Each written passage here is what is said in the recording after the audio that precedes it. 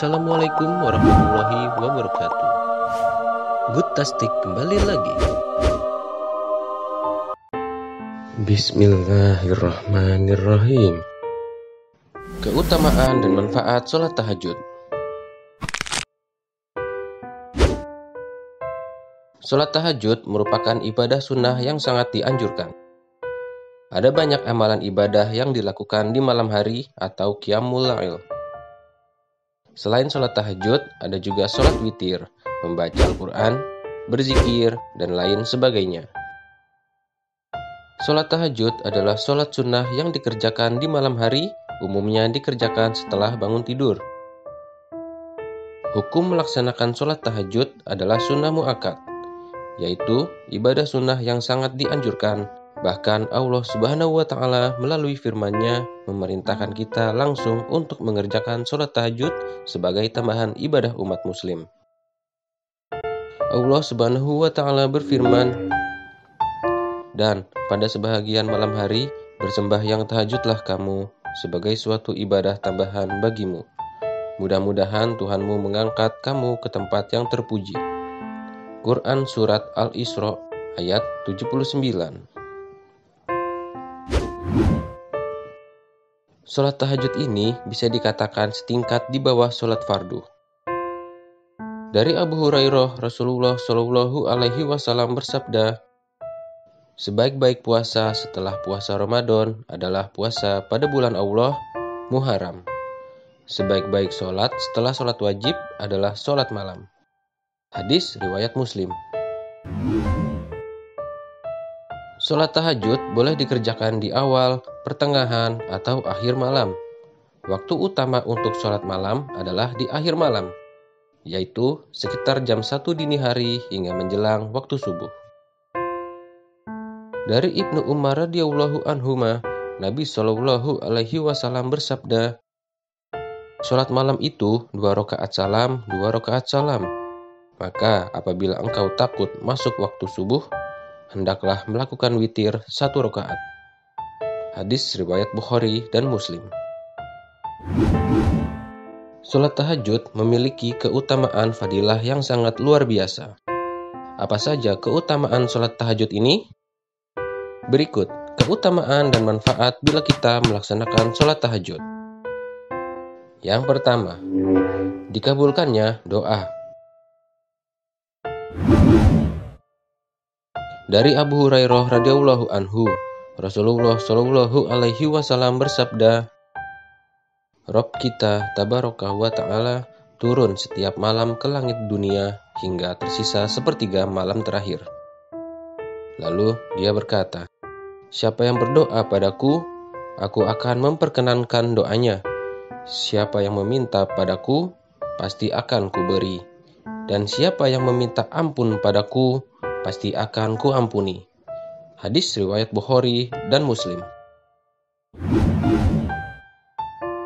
Jabir radhiyallahu anhu berkata, "Aku mendengar Rasulullah Shallallahu Alaihi Wasallam bersabda, sesungguhnya pada malam hari itu ada satu waktu yang tidaklah seorang muslim tepat pada waktu itu meminta kepada Allah kebaikan perkara dunia dan akhirat, melainkan Allah pasti memberikannya kepadanya.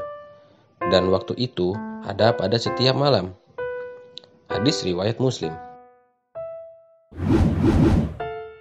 Dari Abu Umamah radhiyallahu anhu berkata, ditanyakan kepada Rasulullah Shallallahu Alaihi Wasallam, doa apa yang paling didengarkan?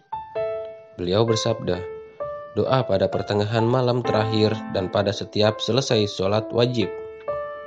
Hadis riwayat Tirmizi. Dari hadis-hadis tersebut menunjukkan bahwa malam hari adalah salah satu waktu yang paling mujarab untuk berdoa. Apalagi di waktu malam tersebut yang pada saat itu keadaan sangat tenang dan tidak semua orang lain meminta kepada Allah, yaitu di sepertiga malam kita justru bangun dari tidur dan melakukan sholat malam.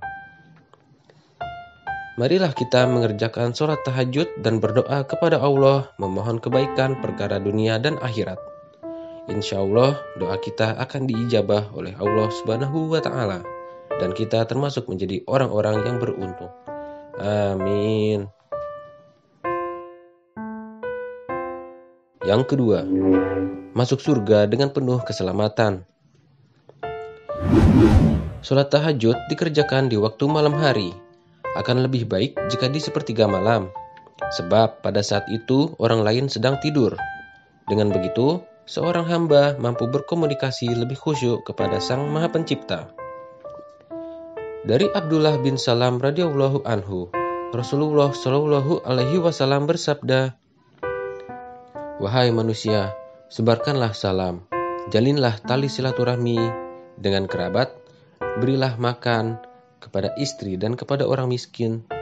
Sholatlah di waktu malam sedangkan manusia yang lain sedang tidur. Tentu kalian akan masuk ke dalam surga dengan penuh keselamatan." Hadis riwayat Tirmizi dan Ibnu Majah. Dari hadis tersebut menjelaskan bahwa ada banyak amalan yang dapat membuat kita mendapat pahala yang amat besar, yakni dengan menyebarkan salam, bersedekah makanan, dan tentu saja sholat di waktu malam ketika orang lain sedang tertidur. Insya Allah kita akan masuk ke dalam surga dengan penuh keselamatan. Yang ketiga, tanda syukur kepada Allah Subhanahu wa Ta'ala. Dari Aisyah radhiyallahu anha, ia berkata, Nabi Shallallahu alaihi wasallam biasa melakukan sholat malam sampai kedua kakinya pecah-pecah. Maka aku berkata kepadanya, "Kenapa engkau melakukan seperti ini, wahai Rasulullah? Padahal dosa-dosamu yang telah lalu dan akan datang telah diampuni." Rasulullah Shallallahu alaihi wasallam menjawab, "Tidak bolehkah aku menjadi hamba yang bersyukur?" Hadis riwayat Bukhari dan Muslim. Bentuk rasa syukur yang teramat besar dalam mensyukuri nikmat Nabi Muhammad Shallallahu alaihi wasallam dalam beribadah sangatlah bersungguh-sungguh. Kita diberikan nikmat yang banyak oleh Allah Subhanahu wa Ta'ala.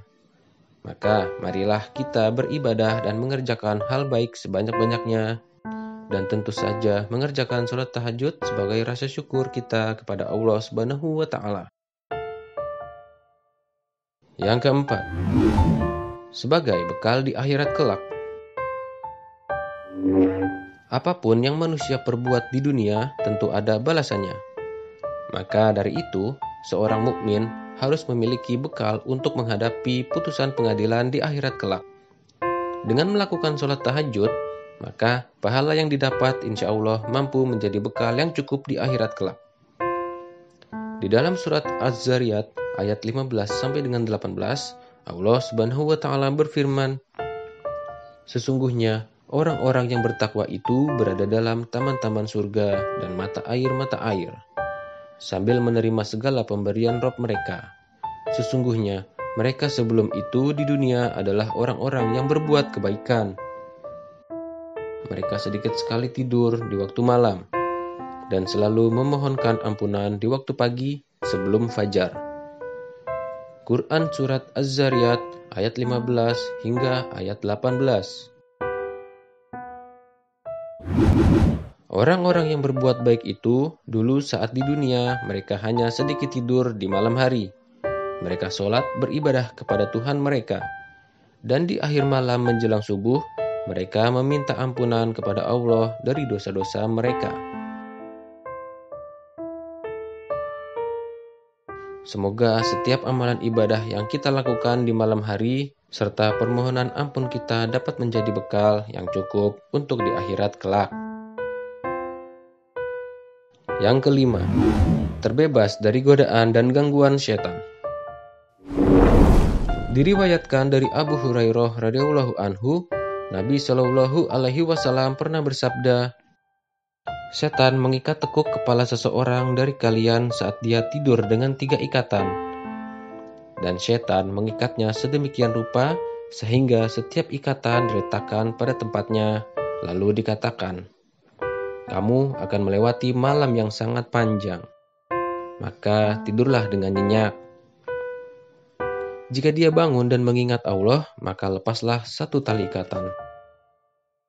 Jika kemudian dia berwudu, maka lepaslah tali yang lainnya.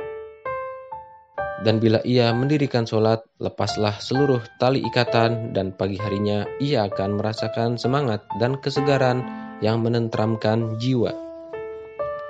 Namun, bila dia tidak melakukan hal seperti itu, maka pagi harinya jiwanya tak merasa segar dan malas beraktivitas. Hadis riwayat Bukhari.